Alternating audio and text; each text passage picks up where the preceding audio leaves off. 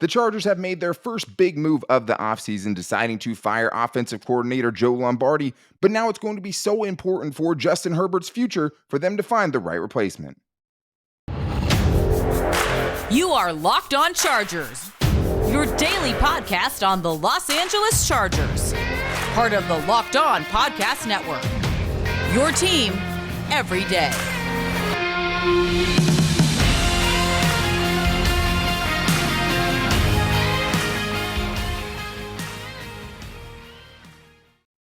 What is up, and welcome into the Locked On Chargers podcast. I'm your host, Daniel Wade, joined as always by my co-host, David Drogemeyer, and we've been covering the Chargers now for 7 seasons, but this is our 5th season as the host of the Locked On Chargers podcast, bringing you your team every day. Thank you guys so much for making this your first listen today, and to make sure you never miss the show, go subscribe to the Locked On Chargers YouTube channel, and also follow the show for free on all platforms wherever you get your podcast from. And we have big news today, David, because we are reacting to the Chargers deciding to release Joe Lombardi, their offensive coordinator, and also Shane Day, and why they ended up doing. We both think it was the right decision. We're going to get into where this offense failed Justin Herbert over the last couple of years and why the Chargers had to make this move. But we're also going to talk about why maybe the most important thing the Chargers have to do this offseason is get their replacements right. The Chargers need to get this right around Justin Herbert, who's just had a carousel of different coaches coaching him all the way back in his time at Oregon. They have to get this one right, especially with Brandon Staley's future himself being a little bit uncertain, right? So we're going to get into that and also talk about one of the hottest names out there to replace Joe Lombardi, and that is Frank Reich, a familiar face. Should the Chargers reunite with Frank Reich? We're going to talk about that. But today's episode is brought to you by BetOnline. BetOnline has you covered this season with more props, odds, and lines than ever before. BetOnline, where the game starts. David, maybe it's not as much as people wanted. And we know now Brandon Staley is safe. There will probably be some more firings, potentially. Michael Wilhoit, their linebackers coach, also reportedly got fired later on in the day. So we're not sure what the full extent of this is, but what we know now is Joe Lombardi is gone. What was your reaction to that? I mean, to me, that was kind of the bare minimum of what they could do as far as trying to do something different next year. And, with Brandon Staley still involved. Yeah, with kind of just the expectation of understanding that Brandon Staley was going to stay on as head coach, you knew that I think this was the most likely move that was going to occur. We knew that, there were some rumblings out there that the Chargers were not very happy with how Joe Lombardi was calling plays and how the offense had looked. Understandably so. I mean, you see all the offensive talent that the Chargers have at their disposal. You have two $20+ million wide receivers. You have a guy that just absolutely lives in the end zone in Austin Eckler, and you got a golden arm quarterback in Justin Herbert, and you just expect so much more than what was given. And yeah, injuries were definitely part of the equation, and I'm sure that factored into the decision. But you look at the overall body of work, and I just think to myself, I expected a lot more than what we got. It is unfair to him, of course. He lost a lot of his best weapons, and last year they had a pretty good offense, right? 4th in yards, 5th in points per game, 3rd in passing yards, 21st in rushing, so they weren't at least terrible. It wasn't as bad for them. And this year, all of those dropped off a cliff, right? I mean, at least as far as running game, 30th in the NFL, points per game, 13th, dropping 8 spots, yards per game, dropping 5 spots to 9 this year. I mean, they went down, especially in the advanced metrics, who didn't love them to begin with last year, even when they were putting up some top 5 numbers. Yeah. A lot of things had to go right for the Chargers to have that season in 2021 offensively, and Justin Herbert put up a borderline MVP campaign that year and just didn't make the playoffs for a lot of reasons. But it wasn't sustainable, and there was always some kind of problems with it. There was times when we'd see it stall out. There was times where it felt predictable, it felt safe, it felt conservative, and most importantly, it just didn't feel creative. And that's what you want to see around Justin Herbert, who this year had 18% of his throws behind the line of scrimmage, which was 11th most among qualified quarterbacks, ranked 40th out of 42 players in throws between 10 and 19 yards for those who had at least 20 dropbacks and 20 attempts during in that range, and 43 out of 47 in average depth of target for anyone with 100 dropbacks. There's only 32 quarterbacks in the NFL. He ranked 43rd out of 47 people. You can look at other guys and say, hey, Mahomes was 34th, Burrow was 38th, right? Those aren't high numbers either. There's still only 32 quarterbacks, but at least those guys have the weapons to kind of utilize that type of offense if you're going to run that. The Chargers didn't really, and there was just a lack of explosiveness, which is why I think this move had to be made. Yeah, I mean, 22nd in yards per play, only 5.6. Like, that's unacceptable. 18th in red zone scoring percentage. I mean, with those guys, and I mean, I think that's one of the things that really showed itself to me, to be very clear, is the red zone play calling was so bad, so vanilla, so predictable, and you didn't utilize the weapons that you did have. How many times did we get on the show and say, why are they not throwing it to Mike Williams in the red zone? Why are they not featuring Gerald Everett? Why are they not getting Donald Parham Jr. opportunities to win one-on-ones in the red zone? It's a mismatch. Why are we Yeah. not elevating and accentuating those mismatches where, if you turn a mismatch, you highlight that turns into points, that turns into touchdowns for you. And I feel like that's one of the things we really did not see. And also just overall balance. You talked about it. Third in passing, but 30th against the run. That makes Justin Herbert's job so much more difficult when you don't get any kind of production. 30th in yards per rush, 3.7. It's bad. It's really bad. And I mean, it offsets a little bit because Austin Eckler is so dynamic at scoring Yeah. touchdowns, but the overall body of work, Daniel, it was not good enough. And the balance really, I mean, I guess the lack of balance really showed itself, especially this year.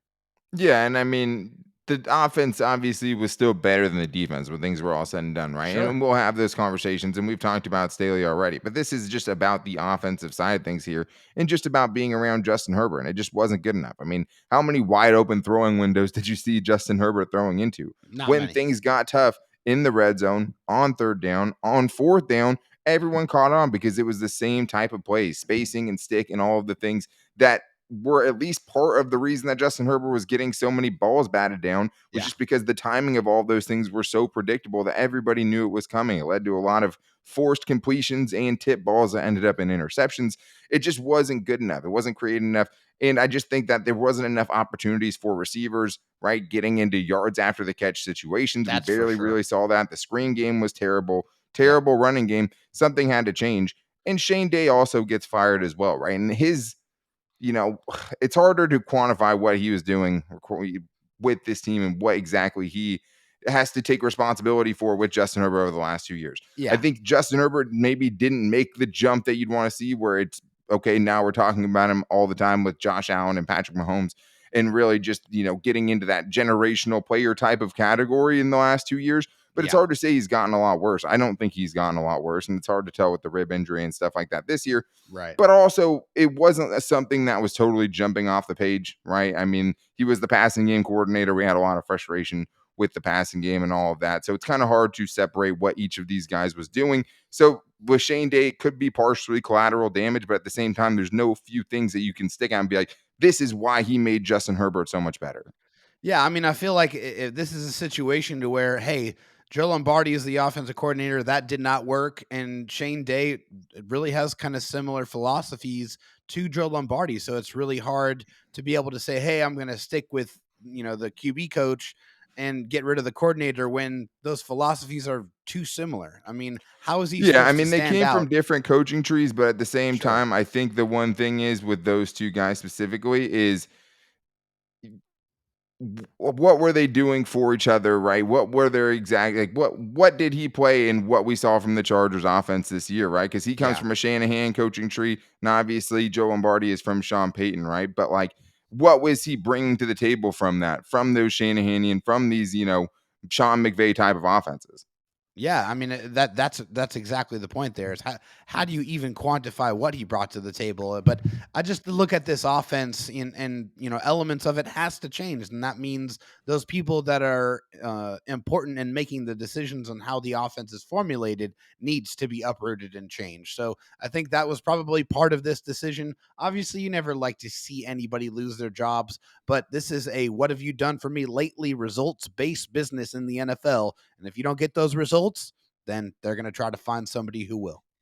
And the thing is, too, is when they do bring in an offensive coordinator, maybe like I think this is what you're kind of getting at too. They want to bring in their own quarterback coach or somebody who's better at installing their philosophy and their Absolutely. schemes and stuff like that. So, like, you Yes. want to kind of have the flexibility to bring someone in. And if you are changing offenses, bring in someone else who's going to better help you implement that, right? But I'll tell you one thing, better be a heck of a pitch that whoever this offensive coordinator is giving Brandon Staley and Tom Telesco and all of these guys because they have a very, very attractive position available with Justin Herbert and the chance to stand next to that dude from a year and potentially just leapfrog yourself into the top of the head coaching line if Justin Herbert balls out, which he probably will in 2023. So we're going to talk about that and why this is maybe the most important move the Chargers have to make and get right this offseason. But I first have to tell you guys about a new app that I've been really geeked about, and it's Ultimate Football GM. And Ultimate Football GM, this is the perfect time to play it because it's the offseason. It's where you get to go through and do all the things that you would do if you were a general manager in the NFL. So if you've ever dreamed of becoming an NFL GM and managing your football franchise,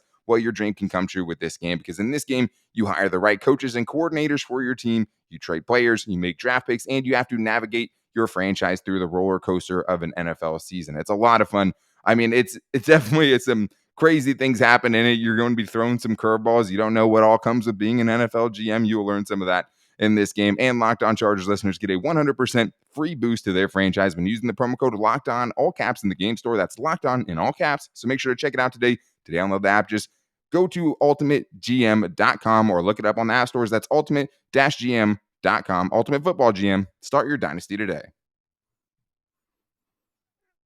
David, this is a big time move for the Chargers for a couple of different reasons. But to me, it's hard to not be at least a little bit nervous about the Chargers having to make a decision this big, considering the circumstances they're in. And I think when you talk about that conversation, you talk about what does this mean for Justin Herbert and how hard is it for Justin Herbert to keep having to change and to adapt to new offenses, and how much can he grow if the offenses keep changing around him, right? And that was the story through his entire collegiate career: 3 head coaches, 4 offensive coordinators, and 4 years at Oregon.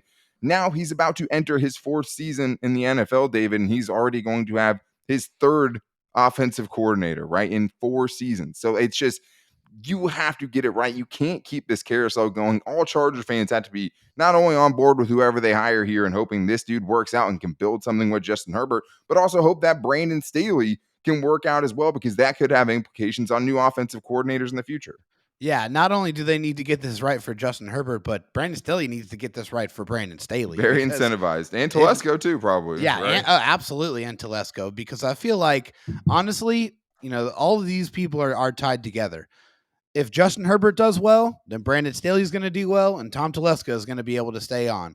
If Justin Herbert does not do well, and it's obvious that he has the tools to be able to perform at an elite level, if that does not take place now, with everything that we know, Tom Telesco is probably gone, Brandon Staley's gone, and you're probably going to have another offensive coordinator when you get the new coach and the new general manager coming in to the building. But yes, don't let this get twisted. This is one of the most attractive places to be able to come play because of Justin Herbert. He is 24 years old. He is really walking into the prime of his career, where he's about to make a boatload of money. And that's another reason why the Chargers need to make sure that they get this right, because they're about to pay him a lot of money and they better be able to get the most out of him. 100%. I mean, that is, you got to get the return on your investment. And quarterbacks, I mean, if you're great, if you're elite, you pay that investment back tenfold, right? But there are some bad ones out there. There are Russell Wilsons and the Kyler Murrays where it's a little scary when you get in those positions, especially with all that guaranteed money. What you want to see this new offensive coordinator do is just really unlock Justin Herbert's potential in the ways that these other offensive coordinators haven't. And I think that's the biggest thing, right? I mean, Darius Swinton got fired last year. They went through the process and they went out of their comfort zone, out of their coaching tree, and brought in Ryan Ficken, who they had no ties with. And he turned one of the worst special teams units in the NFL All-star into I think it was 6th in DVOA last year. I mean, ridiculous. Complete makeover, right? And that didn't have to do with relationships, which we know are huge for Brandon Staley, right? We do. You have to be able to go in there and be like, as messed up as it is, this is where Joe Lombardi did it wrong. Oh, yeah. This is where Shane Steichen in 2020 did it wrong. This is the untapped potential. This is how I'm going to make life easier on Justin Herbert. This is how I'm going to find a running game to support Justin Herbert, right? Like, there's so many different things, but I think, getting his legs more involved. Like, there's just certain parts of his game that you really want to see expand, and there's definitely untapped potential, David, that is waiting there for someone to potentially come in and unlock.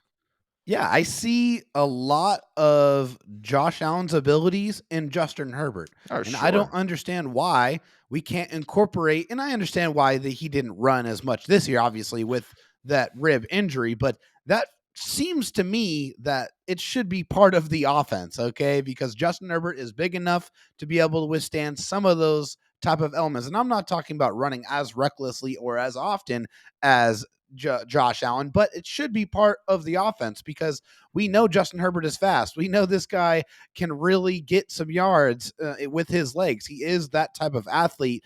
But I feel like the biggest indictment is with that big arm of Justin Herbert. The 2 seasons that Joe Lombardi was the offensive coordinator playing calls, the Chargers were 19th in explosive pass rate.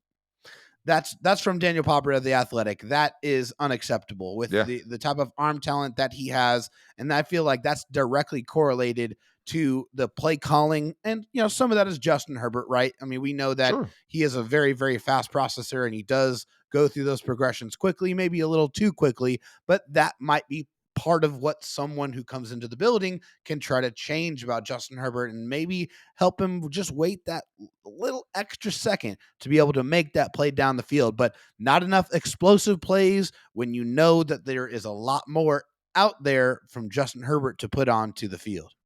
Yeah, and I think you have to push him to be more aggressive. I mean, I think is part of what comes along with this, Yeah. right? Be like, hey, I know this could seem like the best decision here is to go check down, but you have to let it rip to open things up more underneath. You have to Yeah. make him earn it, and hopefully, you get somebody who's going to give him more of those situations with better throwing windows and Yeah. just a more creative offense that'll keep other teams a little bit more on their toes.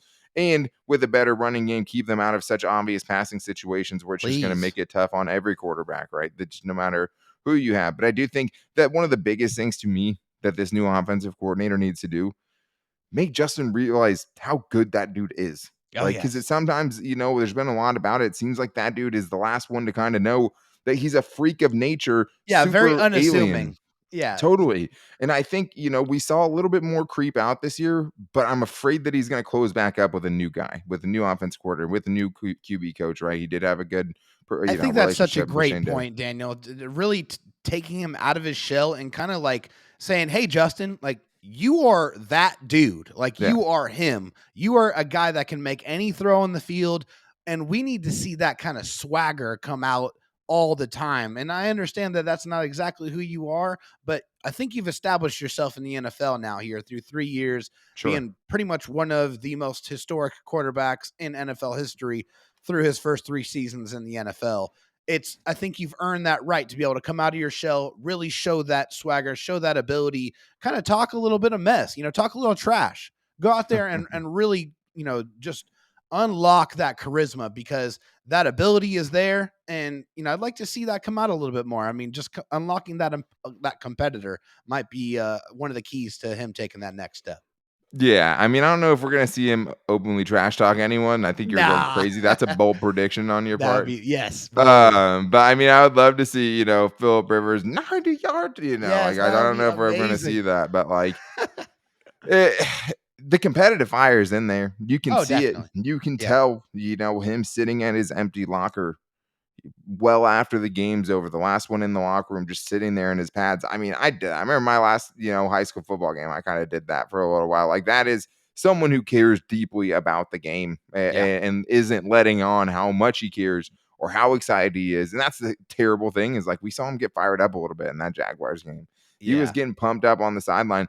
I want to see more of that, but that's this new offensive coordinator says, hey, even if you're not letting that out to everyone else, Yeah. I need you to know inside you're a dog, bro. Yes. Like you are that dude and you need Yes. to act like that dude and you need to bomb it down the field and make people pay for trying to play man and press your team and trying to do certain things and think they can stop you from going deep. Somebody needs to find that in him and find him or at least make him know how good he is. But Yeah. me and you were talking before the show too. It's going to take more than an offensive coordinator, right? It's Yes. going to take personnel decisions to explosive receivers and explosive tight end, more dynamic, better all around tight end, a better running game, continuing to build depth on the offensive line. There's no magic fix at offensive coordinator. It's not going to change everything. The personnel was a big issue as well. But there is one candidate that seems to make a lot of sense if he doesn't get a head coaching job, and that is Frank Reich, who is very familiar with the Chargers because he's already been the Chargers offensive coordinator. How did that go under Mike McCoy? Not great. So we're going to talk about why we like him and don't like him potentially during this cycle, and if he can make sense as a veteran offensive coordinator for Brandon Staley coming up right after this. But first, I need to tell you guys that the official betting sponsor of the Locked On Chargers podcast is BetOnline.net, your number one source for sports betting info, stats, news, and analysis. Get the latest odds and trends for every professional and amateur league out there, from pro football to college ball, to college football, to basketball, to baseball, everything else you're looking for. You can find bets for it at betonline.net. One of the things I love, prop bets. I'm looking for all the players during the playoffs and what they're going to do to score a touchdown, making them together, putting a parlay together, all of those great things you can do. And you can do live in-game betting if you're trying to change your fortune. Just don't be like that guy who bet $1 million on the Chargers when they were up 27-0, because that was terrible. But if you love sports podcasts, you can also find those there, and they're always the fastest and easiest way to get your betting info. So head to the website today or use your mobile device to learn more at BetOnline, where the game starts. I mean, I know I was salty, Dan, but $1 million? Oh my goodness! I think it was like 1.3 million to win like $11,000. Yeah, just because it's like, how could any team? We're not going to talk about that. What we will talk about is Frank Reich. Frank Reich is a very familiar name to Chargers fans, at least, pre-LA Charger fans, because he was San Diego offensive coordinator for the Chargers, and Phillip Rivers back in the day. Was also Phillip Rivers' quarterback coach when he came in with Mike McCoy, someone who is much maligned, to be fair. And Frank Reich's offensive coordinatorship with the Chargers didn't go great the first time, right? And he was bad in a lot of ways, so I understand people's kind of hesitance to rehash, right? Not to go for somebody new and creative, going for someone they've used before. But David, what do you think about Frank Reich? This is a guy who just got fired kind of crazily in the middle of the season by the Colts for them to hire Jeff Saturday. And now he could be available for the Chargers. Maybe the stars have lined up. What do you think about if they were to try to make a run for Frank Reich? Yeah, I mean, I like it, actually. I mean, looking at his entire body of work, it just seems like to me, every time he has a good quarterback, he does extremely well, and they win a lot of games. I mean, in 2013, when he was the QB coach for Phillip Rivers, he had a career year, 69.5% completion percentage and a passer rating over 105.5. In 2018, he helped Andrew Luck win that Comeback Player of the Year award. He has had, also, I even glossed over the fact that he won a Super Bowl championship in 2017 with the Eagles as an offensive coordinator. So anytime he's had good to competent quarterback play, he has won at pretty much every place that he's been to. I judge coordinators based on a few things, and everybody has a different kind of, path to get there. So you can't see all of those things. Like what I wish I could see from Frank Reich is what this dude would have been able to do if he had Andrew Luck as his quarterback, right? He got so snake bitten, taking a job that was supposed to go to Josh McDaniels, and he steps in after Josh McDaniels flakes out of it and runs back to the Patriots. Weird. And then after he does that, he's like, I just had this franchise dude, one of the most highly touted prospects ever, dude who's already a Pro Bowl level, all pro kind of player. Yeah. Right in the prime of his career, right? Those dudes play until they're 35 now. Look at Aaron Rodgers, not to mention, Tom Brady and all these other guys. You can play well into your 30s and still be super productive. Like Andrew Luck just out of nowhere just retires. And then he gets stuck with Jacoby Brissett. And felt like he got the most out of Jacoby Brissett. Goes with Phillip Rivers. Felt like he got the most out of Phillip Rivers. They should have made the playoffs last year with Carson Wentz. Yeah. That's insane. Nobody should make the playoffs that ever. Version of Carson Wentz, too. The guy that went to 3 or 4 different places after winning, a Super Bowl and that's where we didn't get to see that same either. type of player, Totally. And that's the other thing is we wish we could have seen what he could have done with Carson Wentz had he stayed healthy, right? Because in 2017, the Chargers played them that year. It was the, LeGarrette Blount stuffed the ball down your throat, 7-minute drive to end the game that year. Yeah. And Carson Wentz was like an MVP level player. Yeah. And everything changed. Level. He got hurt and it was totally different. But you never know with Doug Peterson how much of that was him. But I think one of the biggest, issues that a lot of people have is remembering how bad the Chargers running game was when he was the offensive coordinator in 14-15, and he was fired in 2015. But the rushing offense was 31st and 32nd in his 2 years as an offensive coordinator. A lot of shotgun draws. I like to think that was the Mike McCoy special. He's run very good offenses since then. But this is what makes me feel better about that specifically, because ever since then, he's been on good rushing teams. I mean, since leaving the Chargers, he's been part of a top 11 rushing yards offense in 5 of the 7 seasons since he's left. the only time he finished outside the top 20 in rushing yards was this last season, right? Yeah. And they obviously had a lot going on there. Offensive line regressed, and you had Matt Ryan to try to work with. Matt Ryan is the only guy that Frank Reich hasn't been able to seemingly get the most out Yeah, of, but but Matt hard to Ryan imagine that's was him. absolutely done before that season even started. He Fell looked off a physical absolutely cliff. horrible last season. It was bad. Physically not the same dude, No. right? And I mean, I wonder what Philip Rivers thought about it, but either way, like, he helped Nick Sirianni get the Eagles coaching job. He's been Yep. dealt terrible hands, and as far as quarterbacks, the Colts did not do a good job getting him a quarterback after they ended up losing Andrew Luck. And I like what I've seen. I mean, he's been able to do it with pretty much everyone he's been with. Like you said, I mean, when he has good quarterbacks, he usually has a good team. He torched Bill Belichick in a Super Bowl. That's always going to make me like you more. But he went 10-6 Yes. with Andrew Luck, 11-5 with Philip Rivers, 9-8 with Carson Wentz. Seems like this dude always gets the most out of who he's had. And that's exactly what you want for Justin Herbert, someone who's going to come in and get the most out of him.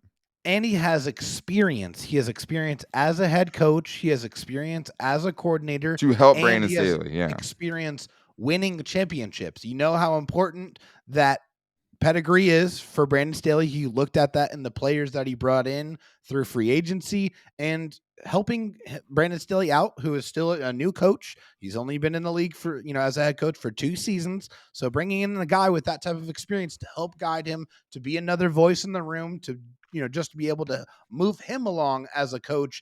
I don't think that's a bad idea either. It's a great point because Brandon Staley might need some more veteran leadership around him. And that's, one of the reasons we talked about offensive coordinators yesterday, because we were saying, hey, there's no chance Joe Lombardi doesn't get fired during the cycle, which is why we said there was no chance that no coaches get fired. Yeah. But when talking about Ronaldo Hill and potentially if they could go for both new coordinators, that was kind of one of the biggest points is like, can you bring in someone who's a veteran that can help you, be a bigger part of the play calling process, be a bigger part of the in-game adjustments process, and be a veteran voice for you on the sideline because you're having to deal with a lot of other things besides just making the defensive play calls. Right. And that's one of the biggest reasons, why Nathaniel Hackett can be a good offensive coordinator and a terrible head coach. Like, there's just so much that comes along with it. And we've seen Brandon Staley trip up in those situations, right?